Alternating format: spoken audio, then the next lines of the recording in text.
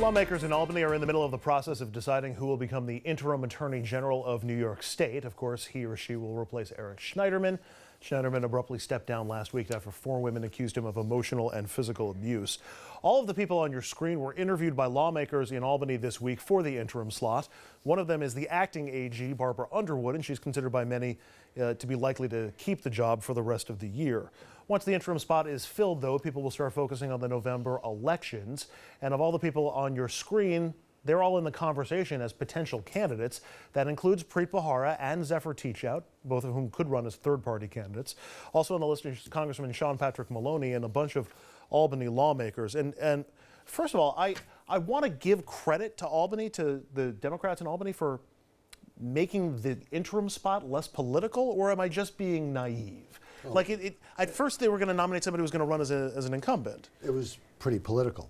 Right. The fact is that participating in the process, people felt would taint them for the long term because it was too political.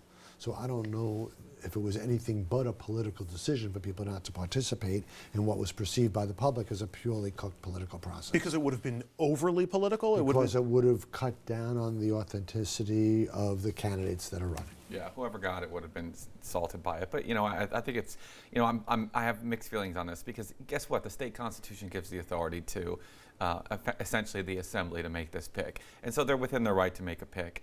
You know, but this was a case in which the editorial boards actually quickly and effectively neutralized the Democratic Assembly from picking someone right away to make them an incumbent. But I don't know if Sheldon Silver or Saul Weprin, who Correct. preceded him, would have they come would have to just that done same it. conclusion. I mean, different times, though. Yeah, they're completely done it.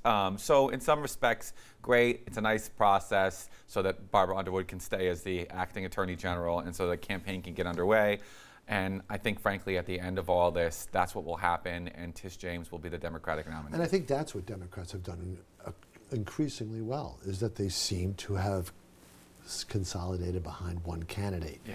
You know, Tish did a phenomenal job on her rollout, and you'd think for this open seat to be New York State's lawyer, there'd be more people with big money competing, but her being a woman, her being seen as the people's lawyer, she's done a phenomenal job branding herself. People see this as the job she's always wanted, and she's going to be rough to beat. She's going to be a formidable candidate, but it is an impressive list of names. And let's show the list again of people who might be running this November, because the Democrats are going to meet in their convention next week. And it's probably going to be Tish James who comes out of it. But when you look at the list, there is a small part of me that's like, boy, I wish voters really got to narrow this list down. It's not just whether Tish comes out of it. It's a question whether anybody else gets 25% of the delegate vote. Right. And that's, I think, the real issue in the convention. Look, I mean, look what Tish has everything. You know, Tish comes into this wildly popular in New York. She'd be the only person in New York State office, woman. She'd be the only African American elected statewide in New York. She brings a ton to the table in terms of her background, her expertise, and also the diversity that she would bring to the Democratic Party statewide. And let's be honest, that's been pretty lacking. Would she, to your mind, be an effective Attorney General? I think she's shown she's a very effective public advocate. She certainly hasn't been afraid of taking on the de Blasio administration, calling them out, filing lawsuits. She's had no legislation. problem. She's one of the first public advocates to actually introduce legislation. Which is an authority they have. They have, and they and haven't no done. one said de Blasio never did it. 100% correct. What about as a Trump bulwark? Because that's one of the things that Schneiderman, whether you like him or hate him, he was positioning himself to be something of a backstop with the Mueller investigation. Is that not the job? It's just not the job. It's a great added benefit, but maybe if the Attorney General had focused more on the job, he wouldn't have been in the mess he is. You know, it's great to be a hero, and everybody knows we need people to take on the president. It's just not the job. Is that something that should be a consideration? Well, I think it should be a consideration. I mean, Scott's right. That is not what the essential requisites of the job are. However, that being said, the resistance now starts at home because it's not working in Washington.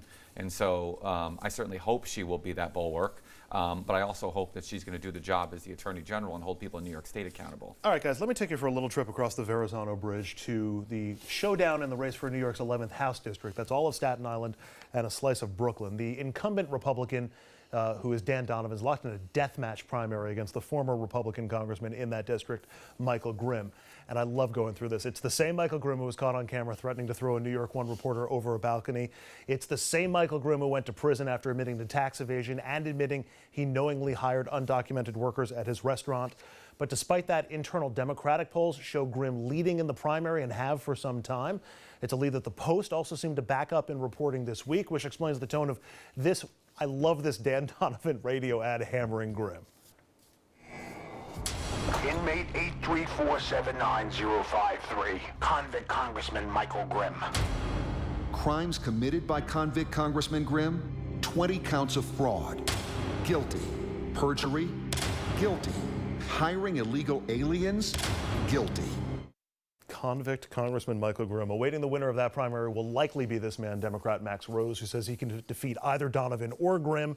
Campaign is both thinking and hoping that Grimm will be the Republican nominee. Mike, it seems a little hard to believe on the surface. Michael Grimm? After going to prison, after threatening, after all of that? Is it that hard to believe anymore? Is it that hard to believe? In U.S. politics in the year 2018? In Staten Island politics. Is that? I mean, well, not in Staten. It's been the way in Staten Island for a long time. But I mean, look where we are as a country. Am I shocked at all? Michael Grimm is one of the most disgusting politicians on the planet, and the fact is he'll probably win this primary. Now that gives me hope, because that means the chances of him actually winning in a general election, that the Republicans holding that seat, has gone down precipitously.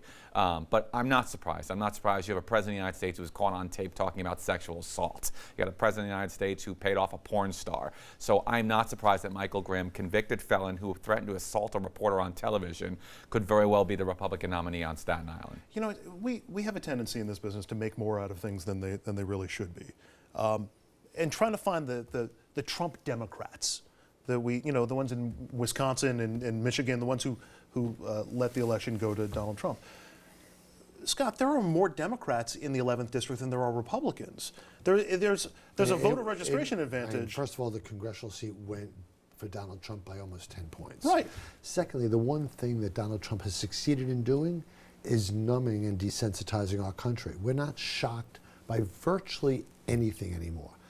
Virtually anything has become acceptable. To Mike's point, look who we elected president. Michael Grimm had 300 people and cheerleaders at his announcement, 300 rank and filers.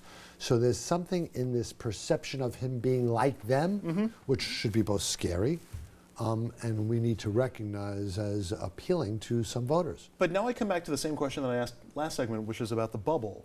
Because if Staten Island, which is more Democrats than Republicans in it, goes Republican, and certainly has a history of going Republican, have Democrats not figured out how they've lost some of those supporters, how they've lost some of those votes? How do they crack this code? If you can't crack it in Staten Island, how are you going to crack it in Wisconsin?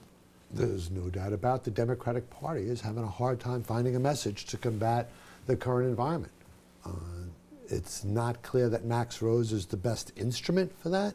He's a fine first-time candidate. He's raised a tremendous amount of money to his credit, but is he a match for the electorate? And that's something that we don't do well, is speak to people like they're used to being talked to. Often Democrats have this tendency to be more pedantic, and that's a big problem for us as a party. Yeah, I don't disagree with that. I think it's a sad reflection on us, and it makes you have to do a little looking inward, in that there are so many of us who that kind of rhetoric and that kind of politician is appealing. That being said, do I think that people like the fact that he threatened to, attack a reporter, or that he cheated on his taxes? No, but I think they think he is a straight talking, in your face, non-PC, tells it like it is, and will fight for you. And I think that Democrats could certainly have that same message. And frankly, on a policy level, it is actually what they do. They're much more likely to fight for the average Staten Island family than Michael Grimm is. Michael Grimm will talk it better than the Democrats will, but on economic policy, most Staten Island families will do a hell of a lot better with a Democrat in office. Are you suggesting that Democrats should find their own ex-con to run? No, not at all, not at all. I'm saying Democrats should figure out how to actually talk, explain their policies better to the average working man and woman in New York. Mike Morey, Scott Levinson, thank you both for coming in today. Have a great weekend. Really appreciate it. Thank you. We're going to take a quick break. When we come back, an investigative report on a financial scandal at a local non-for-profit. Some money that was supposed to help the needy is instead going to plug budget gaps and pay for perks. Two Journal News reporters who broke the story join me next.